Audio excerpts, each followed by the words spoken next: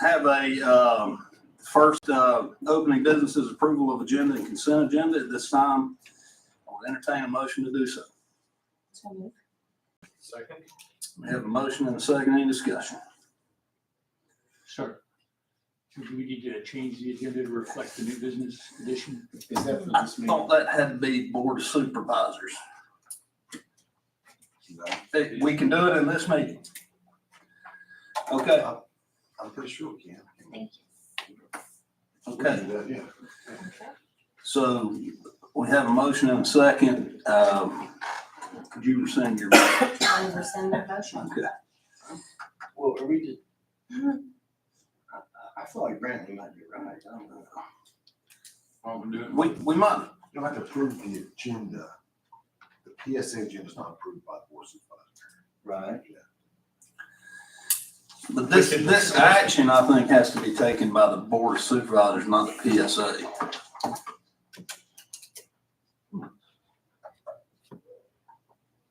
Oh, you're right.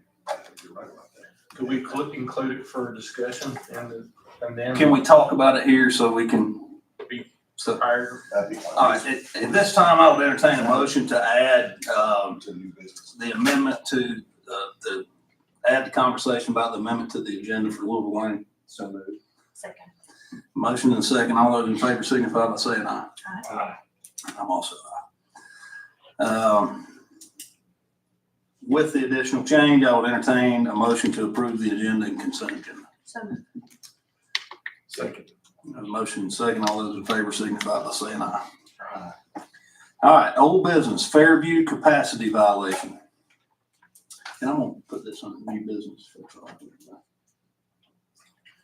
So the Fairview capacity violation is contingent upon approval of the new water agreement between Galax and Grayson County. That agreement is in draft form right now. At this point, it's still with the city of Galax. So as soon as they finish with their draft review of it, it'll come to the county for our input on that. As soon as that is completed, then in essence, that agreement will give us what we need to come out of the capacity violation. Anybody got any questions? Len, I've got one if I can. Have any of our measures to reduce the overages helped at all? Can you address that? Substantially, actually. Of course, it's still only been 3 months, but we have seen a pretty significant reduction, as in up to 20%, at least for 1 month or one reporting period. So we think that So hang on, walk me through that. So if we were having you were saying we were having a 35% leakage, are you saying we're down to 15%? for one reporting period or one billing period we did. Have you identified where the leaks were coming from? We can't prove it. We know that we had a problem with an overflow valve on one of the tanks. It's called an altitude valve, pressure sensing feedback mechanism. And we know that failed, and there's no fluid sensing. There's no way to tell when that valve is open and when it's not. And it goes directly into a creek. So it discharges into a creek, so there's no way to tell when it's open, when it's not, based on that. Is there any way to put a device on there that will tell you that? Yes, there is. I'm just asking questions. We are pursuing that. That requires a change in our SCADA system, which is costly. But we're looking at a complete review of our SCADA system as part of the PSA assessment, which is one of our info items for tonight. So, yes, we did replace that valve. Yes, we saw an immediate reduction in loss. Again, 3 months is not enough data to substantially tell us whether we solved the problem, but we think that was a big part of it. Okay, thank you. We based this on runtime of the pumps, which are down considerably. Can I ask a question on the capacity issues? We had capacity issues for how many months? Over a year. And over the year, Every month. no, we had 9 months out of 12 that we were over. We're over by how much? I'd have to look at So it's the numbers. 100, hundreds or max. And It was substantially over. We were over by 30 and 40,000 gallons. A lot A month. per billing cycle. Yeah. Every 2 months. It's based on daily usage, so, Billing cycle's 2 months. yeah, the billing cycle is 2 months. I've looked at the data, I track the data now, I've got a spreadsheet where I actually graph it. And right now, for the last 3 months, we're under. Again, I hesitate to make promises based on 3 months data. I don't There's think also- anybody's looking for a promise as long as we're moving in the right Definitely direction. moving in the right direction. We had that, we had a couple of leaks that we repaired too, that turned out probably to be a bit larger than we had accounted for. And we'll continue to fight leaks, that's just part of the deal. But, that overflow valve, that was huge, because that essentially let the tank fill up with the pumps running, and you're just flushing the water, we're pumping it in the system right into the creek. So Literally you throw fill them that in. tank every night. Every night that tank gets filled, so every night we will probably overflow. I'm glad we called that. So the new SCADA system, when we get one, will be designed so that that's not an issue. It won't be based on pump runtime, it'll be based on usage and pump level, tank levels. Our SCADA system is, it's honestly a 1970s system. So, but the problem is, it's gonna be substantially, it's gonna cost us a lot to replace it. I guess on the good side, we don't have any cyber issues because it's not connected to anything. But that's not helping us from an operational standpoint. What's the data on the last 3 months look like? You know what I should have brought it, I didn't. I'll start adding that to my information.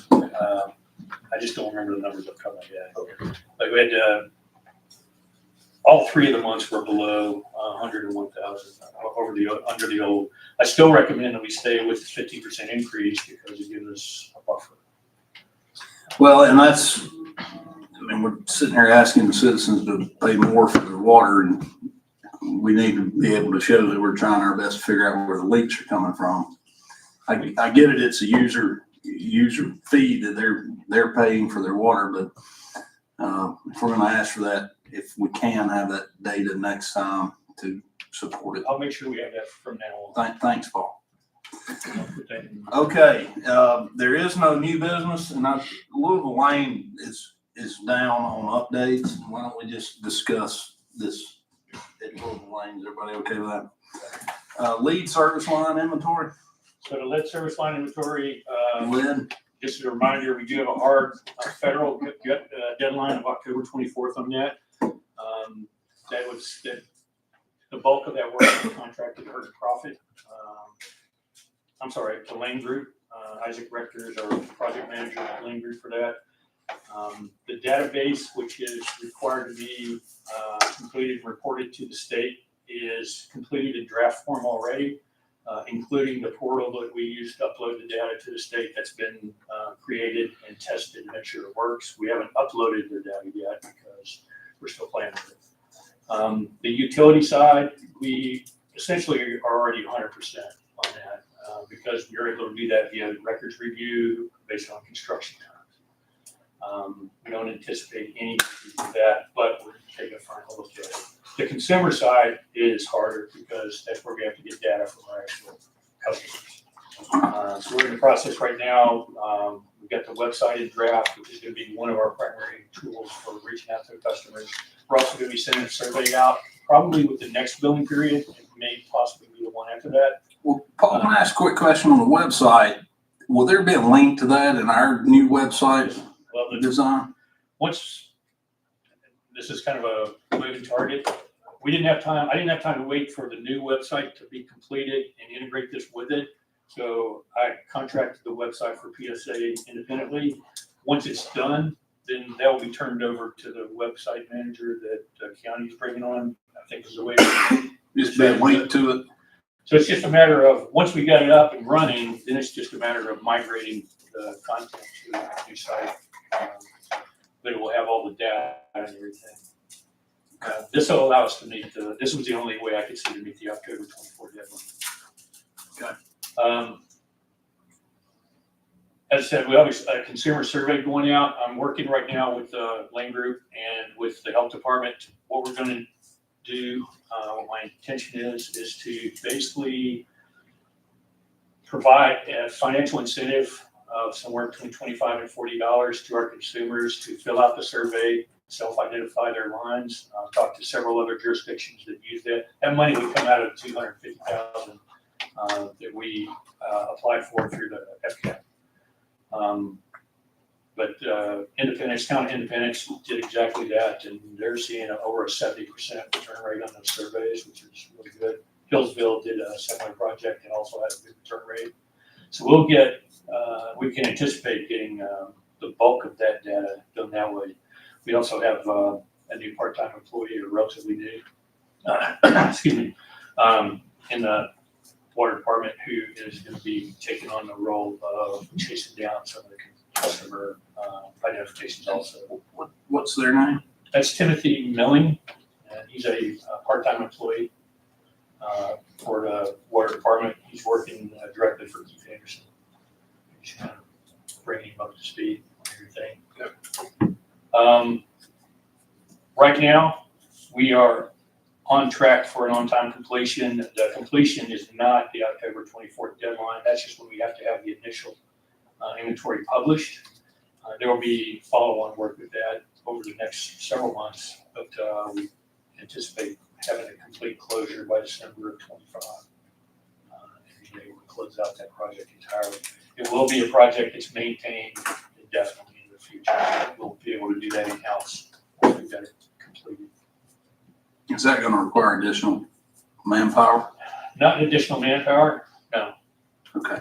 There are some minor fees that are part of it. The subscription to the GIS data system is a couple of $1,000 a year, so there's a small fee associated with maintaining it. It's not that much. And then obviously the website. Okay. Louisville Lane. Paul, before you go on, there is a Oh, that's right. snafu Sorry. that you're dealing with. We did it, so this is, the funding for this project was health department money, is FCAP money, which ultimately comes from the EPA. The EPA has guidelines for procurement for any project that they fund. So when we started this project, and we put in for the $250,000 up to $250,000 loan,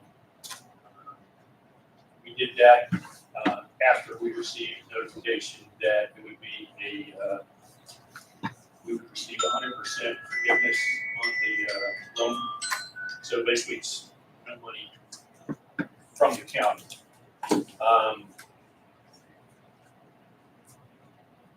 Before we started the contract, before we left the contract or the agreement with Lane Group to start the project, I discussed with the health department whether or not we had to meet procurement guidelines, because we weren't procuring. We were using an engineering firm that was already under contract to the county. And at that time, and that was back in the March, April timeframe of this year, we were advised that that was not a problem because we weren't doing procurement. They had been previously procured under another contract. I received notification, there was turnover of personnel at the health department, particularly our project manager for the lead service program. And when I talked to our new project manager, his name is Brad Humphrey, he advised me that we needed to provide documentation showing that our procurement was within the guidelines of the EPA. I advised him that we didn't do procurement, that we used a pre-existing arrangement or agreement with our contractors. And at that point, he told me that even if we're using a pre-existing contract, now we had to show that that pre-existing contract was procured using EPA guidelines. And he gave me basically the guidelines that we need to be able to meet. We're in the process right now of chasing down the documentation to provide them to show that the acquisition of our engineering contract met the EPA guidelines. We think it does, but there are some documents we're still having trouble to work with. So, Like what? we don't have a sign. I cannot come up with a signed copy of the RFP that went out to the engineering firms. I've got an unsigned copy, so we know what the verbiage is. We think the verbiage meets guidelines, but they specifically requested a signed copy. So I'm gonna go to the other two engineering. I've already got feedback from Lane Group. I'm gonna go back to Hurt Profit and the other Great. and see if they've got a file copy of the RFP when it's on.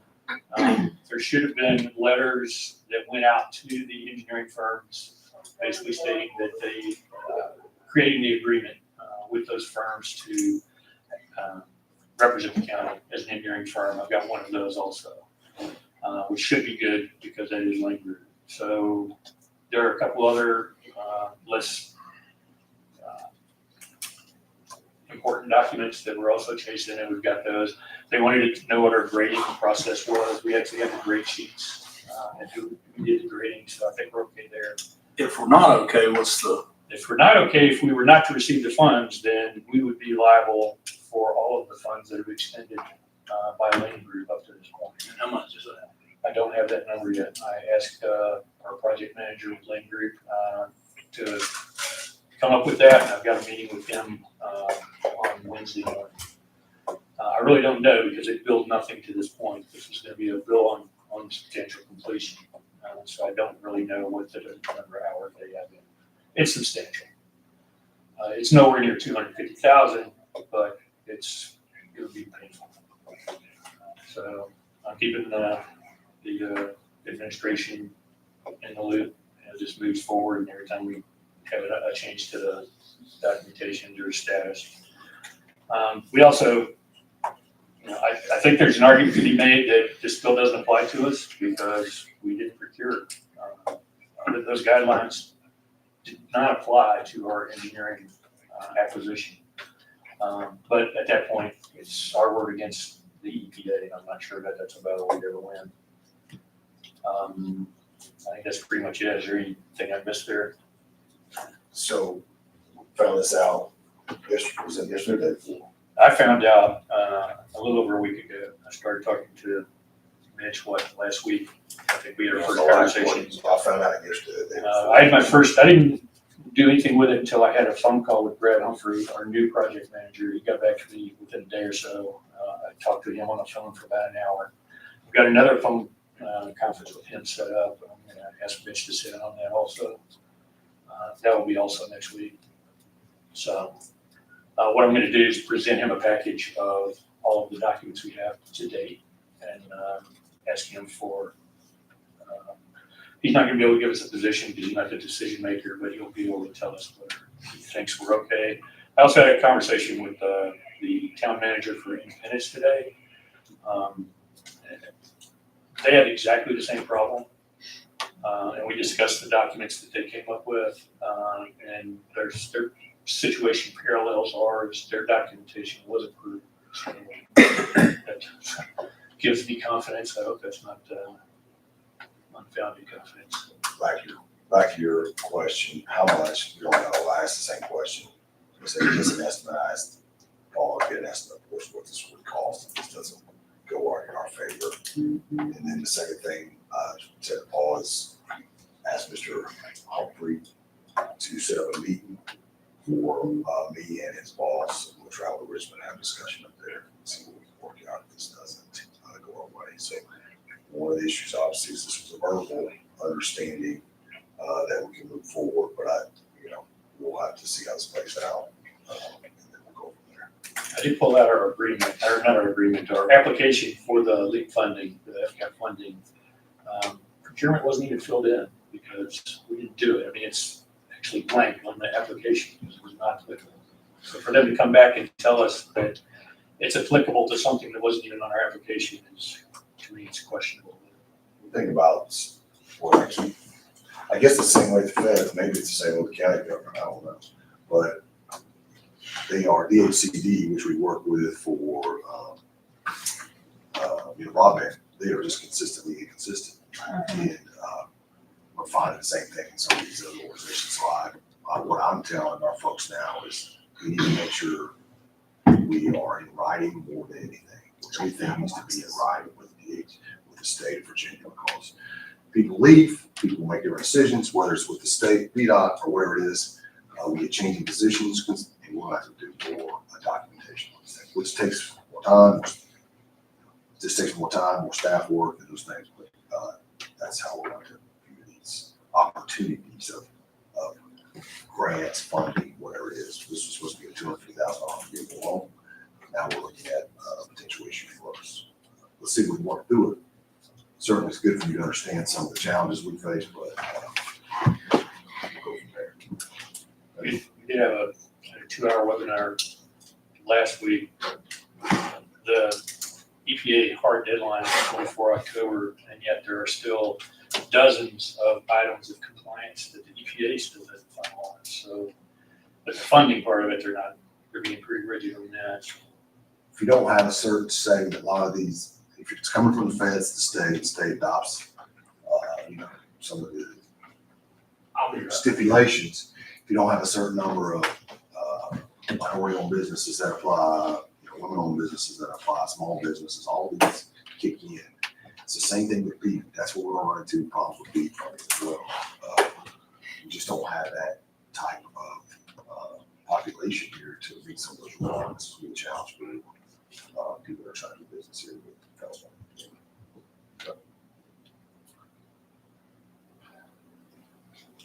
Any questions about that? Maybe just keep us updated. Yeah, Of just. course. I'll send you, as soon as we find out, we have to head up there and, get into a fight, we will.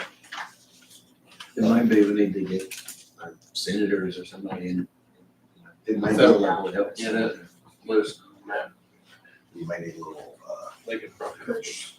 little juice on your end. Yeah. Okay.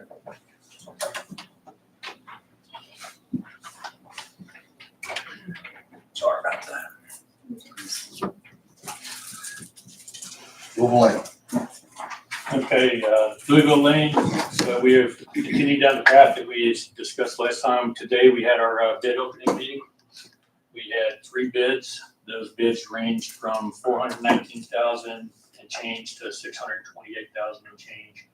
The bid review by Hurt and Profit is going to take place over the next week. They will have results of that to us sometime next week before we close business the end of next week. And that goes towards the amendment to the agenda that we requested. Once we have the bid review complete, if Hurt and Profit does recommend the lowest bid as acceptable, then we need to go ahead and have a board action to approve and going into a contract with that contracting agency.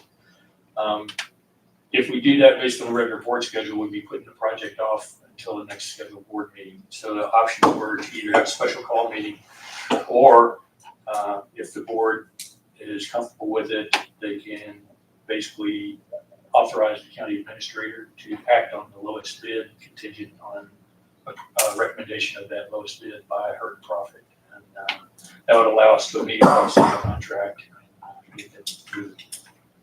As soon as we get that done, as soon as we enter a contract, then we'll set up the first meeting with all of our folks, and we'll also schedule a community meeting for the folks that are affected by the project in Louisville Lane and along Fisher's Gap there. Can we ask who the 3 bids were? Yeah, now, so we had, actually, I don't have the 3 in front of me. One of them was, Hang on, that may have to be in closed session. okay. I can provide that data. Is that low number, is that along lines of what we approved, set aside for funds? That would put us in budget. It's public information now. Yeah, I believe it's, we opened the bid, just public. How about They bid took pictures. number 2 and bid number 3? Three is probably. It's my understanding that anything dealing with contracts has to be done in closed session. And I'm fine with going into closed session if that's. I'm saying as far as naming bidders or whatever, they took pictures of it today to bid the contract. We had a contractor take a picture of it. I just don't want to break any procedures I here. think we're finally naming the individual, not look the bids themselves as far as who bid. Who bid no? No. Just, Okay. I don't want to know what their bids were. So the three contractors were Carolina Grading and Utilities, was one, Bowman Griffin is the second, and the third was Jones Road and Bridge. Two of those I know that are engineering firms that's worked with in the past. I wasn't sure about the first one. But, yeah, there is an option on the table, assuming that it meets guidelines and meets approval and is recommended by the engineering firm that would keep us under budget, or at least at budget. And that would include with the, You know these are recorded yes, under budget. I say, do the best I can. But yeah, that's what it looks like. Do y'all have any questions about this? And is it something the PSA passes, or is it authority that the board has to give? Oh, the board, I think you're initially right on the amendment. I think that's a board action. In discussion, it's just allowing the county administrator Exactly. the authority, which this board doesn't have that authority. Right. Or supervisors, and anyone has that. So just because we are the board of supervisors, I don't think the That's right. PSA board has the authority to do it. In this capacity, we're separate. And, real quick, Mr. Hoyle, Okay. the importance of getting this in the agenda tonight is to save us a month from, so we can keep the project going. Going on time. Well, what if we just took out contingent upon the review of hurt and profit, we make a motion? Or we suggest it to be a last Makes motion. motion. Just take out the review. We're just following our engineer's lead, but Right. Well, I mean, the concern is if it's from 419 to 628 and hurt and profit comes back and says the two lowest bids aren't worth what they're gonna do, and the only thing we're left with is 628. If we do this tonight, we're still gonna be kicking us down another month. Does that make sense? procedure.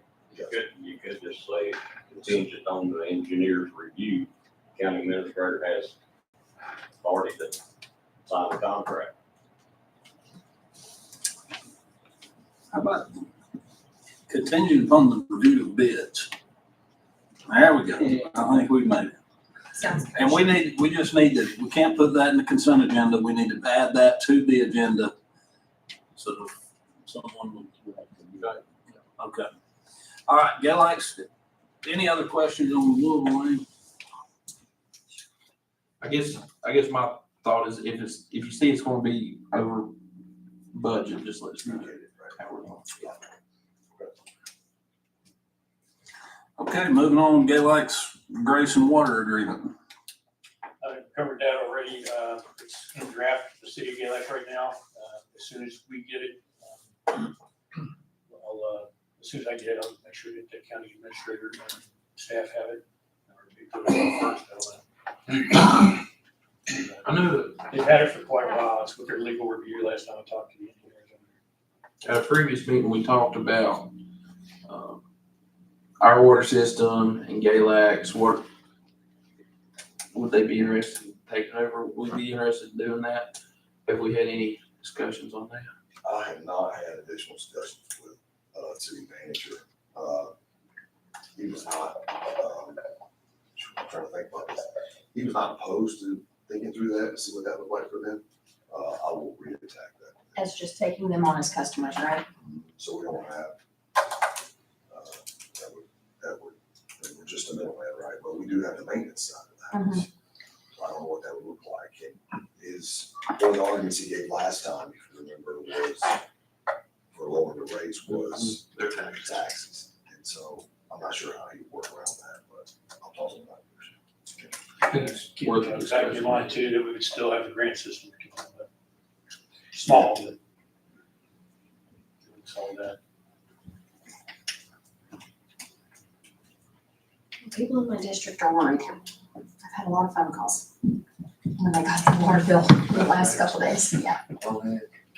You know, a lot of calls from some fixed income residents asking if it can be based on usage.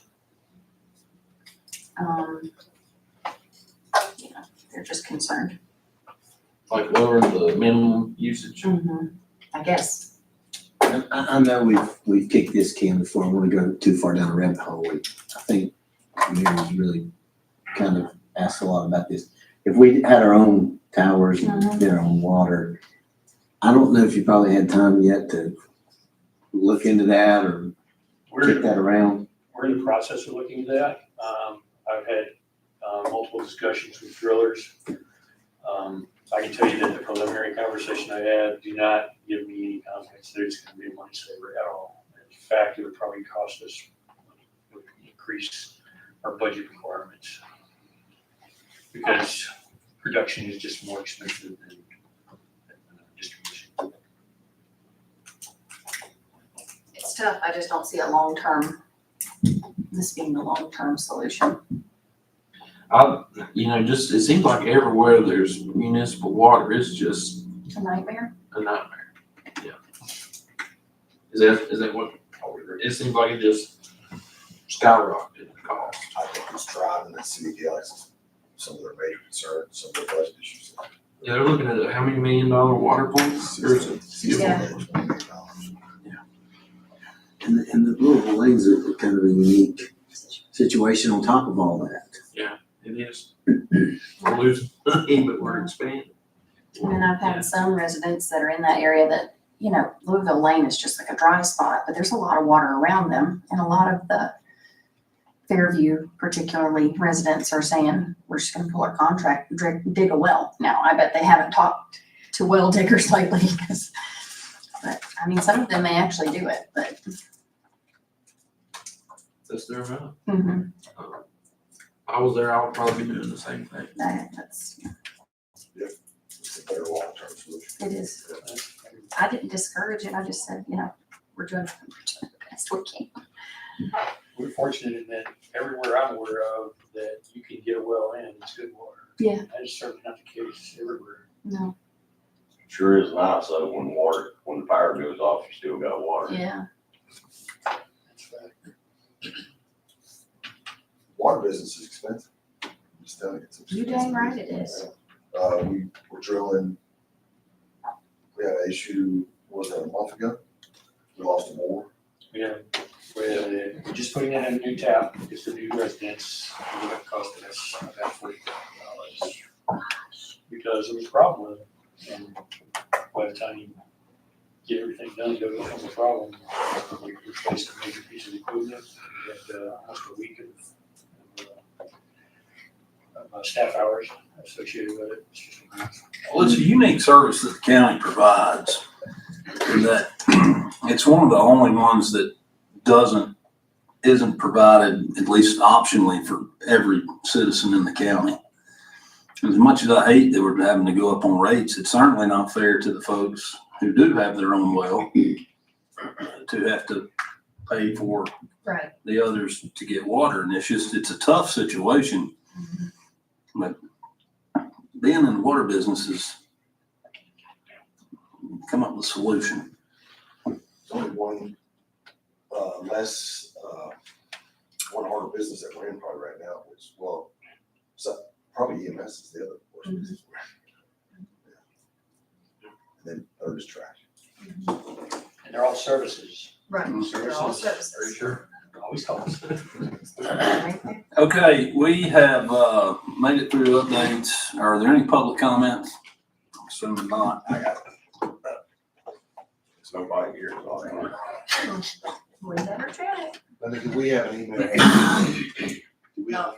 That was PSA. Not the PSA. Okay, at this time I will entertain a motion to adjourn. So move. Second. A motion and a second. All those in favor signify by saying aye. Aye. I'm also aye.